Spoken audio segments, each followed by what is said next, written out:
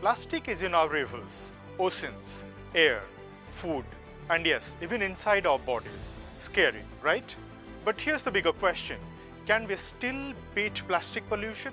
Take a closer look at the crisis that's choking our entire planet, plastic pollution. We'll break down the numbers, show you the real-world figures, and most importantly, talk about the solutions that can all be part of. Hello, I'm Sandeep Sarangi and welcome to yet another interesting episode of OP Explains.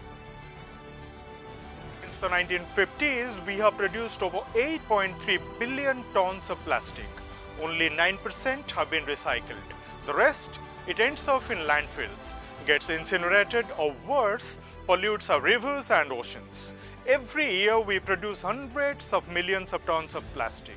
India alone generates about 9 million tons annually. Right now, around 11 million tons of plastic leak into aquatic ecosystems every single year.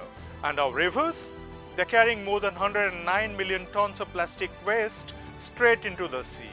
Every single minute, a truckload of plastic waste enters the ocean. That's about 12.7 million tons a year, enough to circle the earth about 400 times. If we do not act now, by 2050 our oceans could contain more plastic than fish by weight.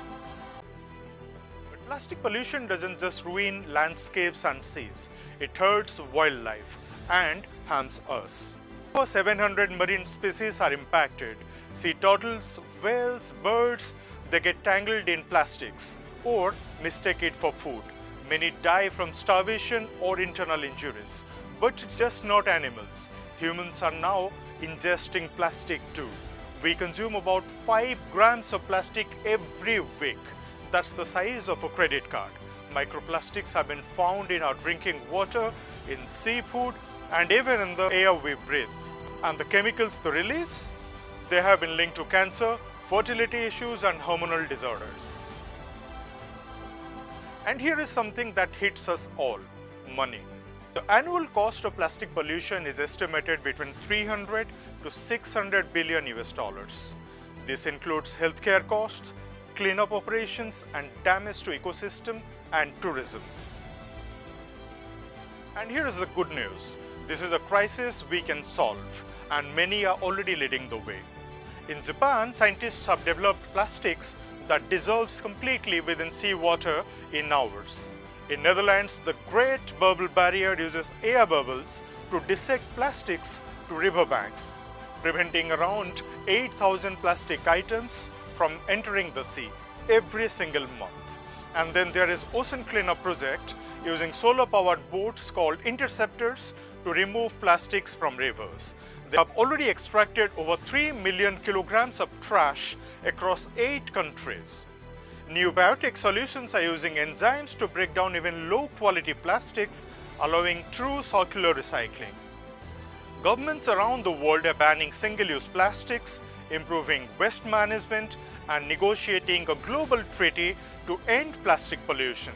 But the real question is, what can you do? Turns out quite a lot.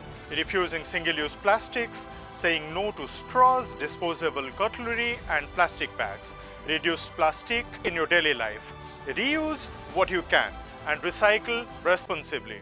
Join local cleanup efforts, support organizations working to protect your environment, and above all, spread awareness. Talk about it. Every voice matters. Now let's talk about a very interesting concept, which is refuse, reduce, reuse, recycle, and rethink. Plastic pollution isn't someone else's problem. It's yours and it's mine. And together we can fix it. Thank you for watching OP Explains. I'm Sandeep Sarangi. Stay aware, stay active, and stay with Orissa Post Live for stories that matter.